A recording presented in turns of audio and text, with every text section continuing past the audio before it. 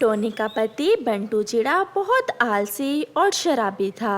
वो कोई काम धंधा नहीं करता था, हर समय शराब पीता रहता या फिर सोया रहता। अब टोनी ने 2 अंडे दिए थे। हाय भगवान, अब कुछ ही दिनों में मेरे अंडों से बच्चे निकल आएंगे और मेरा पति तो कोई काम भी नहीं करता है। ऐसे कैसे गुजारा होगा? मैं अपने बच्चों को कैसे पालूंगी? बंटू को तो अपने अंडों को देखकर भी एहसास नहीं होता, वो तो बस अपनी ही मौजों में रहता। फिर एक दिन टोनी के अंडों से बच्चे भी निकल आते हैं। बच्चों में एक लड़की चिड़िया और एक लड़का चिड़ा था। टोनी अपनी बेटी का नाम सोनो और बेटे का नाम बबलू रखती है। अरे सुनते हो, अब तो हमारे घर में बच्चे आ गए हैं, हमारे खर्चे बढ़ गए हैं। अगर अब भी आप ऐसे ही शराब पीकर सोते रहोगे तो कैसे चलेगा सब? अब आपको अपने बच्चों के लिए खुद को बदलना होगा। बंटू तो टोनी की बातें सुनकर गुस्से में आ जाता है। वो पहले तो टोनी की खूब पिटाई करता है, फिर कहता है, कल मुंही कहीं की हर समय मेरे ही पीछे पड़ी रहती है। बच्चे पैदा करके तुमने मेरे ऊपर कोई एहसान नहीं किया। अगर पाल नहीं सकती थी तो क्यों पैदा किए तुमने ये बच्चे? और मैं खुद को कभी नहीं बदलूंगा। तुम्हारी रोज रोज की चिक चिक से मैं तंग आ गया हूँ। अब मैं ये घर छोड़कर हमेशा हमेशा के लिए जा रहा हूँ। मैं तुम्हारी 1 सेकंड के लिए भी शक्ल देखना नहीं चाहता। फिर बंटू चिड़ा वहाँ से चला जाता है। अच्छा ही हुआ ये नकम्मा शराब भी चला गया यहाँ से। इस घर में इसका होना या ना होना बराबर ही था। अब मैं अपने बच्चों को मेहनत मजदूरी करके पाल लूंगी। फिर टूनी अपने जंगल के अमीर पक्षियों के घरों में काम करने लग जाती है और जो पैसे कमाती उनसे अपने घर को चला लेती। एक दिन वो अभी थी और काम पर जाने ही वाली थी कि जोरदार बारिश शुरू हो जाती है। बारिश इतनी तेज थी कि टूनी काम पर नहीं जा पाती। वो बरसात तो लंबे समय के लिए ही शुरू हुई थी। आज 2 दिन हो गए थे, लेकिन बरसात अभी तक हो रही थी। मम्मा, मम्मा, मुझे खाना दो, मुझे बहुत भूख लगी है। और मम्मा, मुझे भी भूख लगी है। टूनी तो बहुत परेशान हो जाती है। अब मैं अपने बच्चों को भूखा कैसे देखूं? बरसात देखकर तो लग रहा है कि ये बरसात इतनी जल्दी नहीं रुकेगी। मुझे अपने बच्चों के लिए घर से निकलना ही होगा। फिर टूनी तेज बारिश की परवाह किए बिना अपनी पड़ोसन गोरी कव्वी के पास जाती है। कव्वी बहन, कृपया करके मुझे कुछ भोजन दे दें। मेरे बच्चे भूख से रो रहे हैं। 2 दिन हो गए हैं, उन्होंने कुछ भी नहीं खाया। लगता है पति की तरह तू भी कामचोर हो गई है। तुझे नहीं पता था कि बरसात शुरू होने वाली है। मैं कुछ तैयारी करके रखूं। अब आ गई हो मुंह उठा के मांगने। गौरी बहन, आपको तो पता है मेरा तो सारा दिन पक्षियों के घरों में काम करते निकल जाता है। भोजन मैं कब और कैसे जमा करती? मेरे घर में नहीं है तेरे लिए भोजन। मेरा तो खुद का एक बेटा है। तुझे भोजन दे दिया तो अपने बेटे को क्या खिलाऊंगी? ऐसा कहकर गोरी कव्वी दरवाजा बंद कर लेती है। ऐसा करती हूँ, मैं चील मालकिन के घर जाती हूँ और उनसे कुछ एडवांस में पैसे ले आती हूँ। फिर टूनी अपनी चील मालकिन के घर जाती है। पहले तो मुझे ये बता, ये 3 दिनों से तू काम पर क्यों नहीं आ रही? मालकिन जी, आपको तो पता है मेरे बच्चे अभी कितने छोटे हैं। उन्हें मैं ऐसी बरसात में अकेले घर छोड़कर नहीं आ सकती थी। तो आज भी तो बरसात में उन्हें अकेला छोड़कर ही आई हो। मालकिन जी, मेरे बच्चे 2 दिन से भूखे हैं। मुझसे वो रोते अब देखे नहीं गए, इसलिए मैं बरसात की परवाह किए बिना निकल आई। आज कृपया करके मुझे कुछ भोजन या फिर मेरी तनख्वाह एडवांस में दे दें, ताकि मैं अपने बच्चों का पेट भर सकूं। वो तो मैं तुम्हें दे दूंगी, लेकिन उससे पहले तुम घर की सफाइयाँ कर दो। जिस दिन से तुम छुट्टी पर हो, मुझसे सफाई नहीं हो पाई और रसोई में बर्तन पड़े हैं, वो भी धो देना। फिर टूनी जल्दी से चील के घर के सारे काम कर देती है और फिर चील एक बोरी अनाज की टूनी को दे देती है, जिसे लेकर टूनी अपने घर वापस आ जाती है। ये लो बेटा, अब तुम दोनों पेट भर के भोजन करो।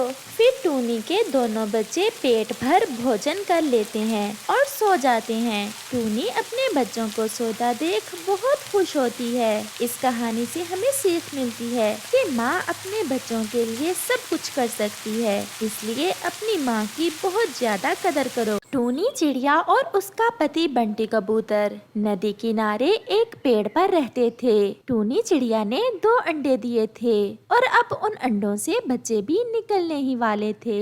दोनों ही पति पत्नी बहुत खुश थे। टोनी, मुझसे तो इंतजार नहीं हो पा रहा कब हमारे अंडों से बच्चे निकलेंगे और कब वो मुझे पापा पापा कहकर बुलाएंगे और कब मैं उन्हें अपने कंधों पर बैठाकर नदी की सैर करवाऊंगा।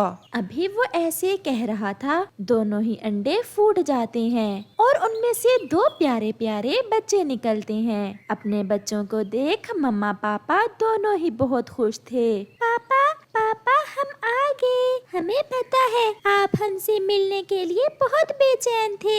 हम भी आपसे मिलने के लिए बहुत बेचैन थे। आज तो हमने सोचा हम बाहर आ ही जाएंगे। पापा, आपके कंधों पर पहले मैं बैठूंगी, भैया बाद में बैठेंगे। आप पहले मुझे नदी की सैर करवाएंगे।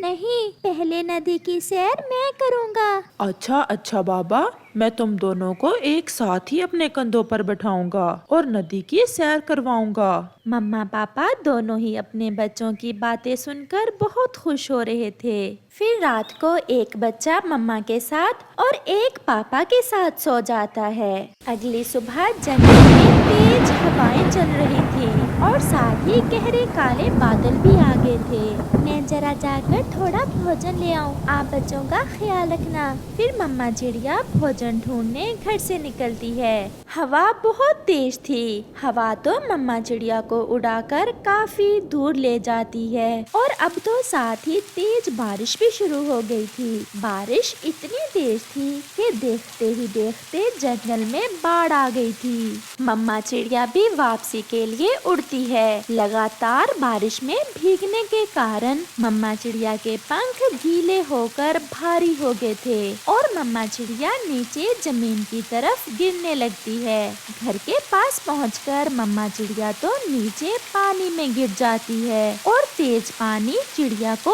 बहा ले जाता है। पापा, वो देखें, हमारी मम्मा पानी में गिर गई और पानी हमारी मम्मा को साथ ले गया। पापा जाएं, हमारी मम्मा को पानी से निकाल कर बाहर लाएं, ऐसे तो हमारी मम्मा मर जाएगी। पापा कबूतर अपने बच्चों को रोता हुआ नहीं देख सकता था। वो अपनी पत्नी को ढूंढने के लिए निकलता है, लेकिन उसे दूर दूर तक अपनी पत्नी दिखाई नहीं देती और वो निराश होकर वापस आ जाता है।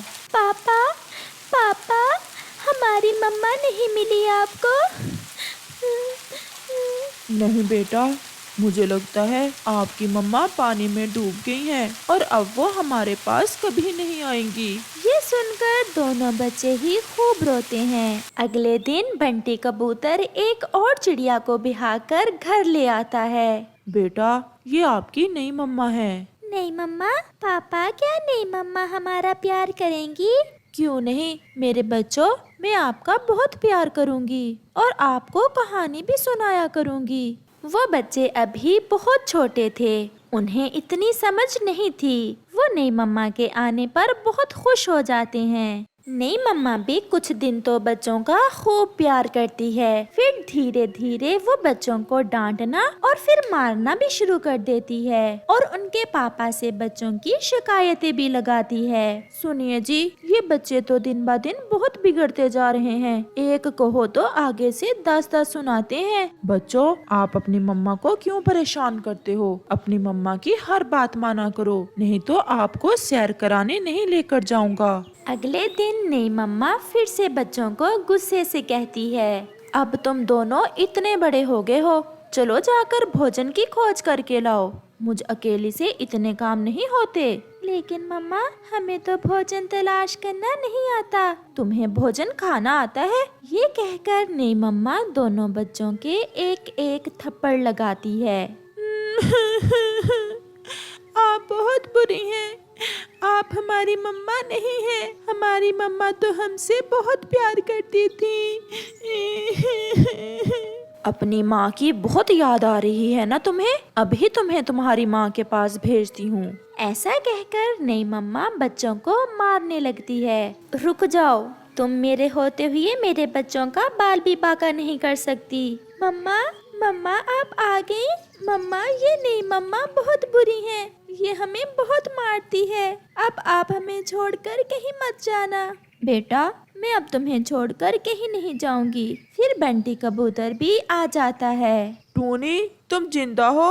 हाँ मैं जिंदा हूँ। उस दिन पानी का बहाव मुझे दूर नदी किनारे पर ले गया था। वहाँ मुझे एक नेक दिल इंसान ने पानी से निकाल लिया। मैं इतने दिनों से बेहोश थी। उस नेक इंसान ने मेरा बहुत ख्याल किया और आज जब मुझे होश आया तो मैं तुरंत आ गई। और ये आपकी नई पत्नी हमारे बच्चों को मारने वाली थी, वो तो मैं ऊपर से आ गई। हाँ पापा, ये गंदी मम्मा हमें मारने ही वाली थी। बंटी कबूतर को भी अपनी नई पत्नी की सब हकीकत पता चल जाती है और वो अपनी दूसरी पत्नी को घर से निकाल देता है और वो सारा परिवार फिर से हंसी खुशी का जीवन बिताने लगता है।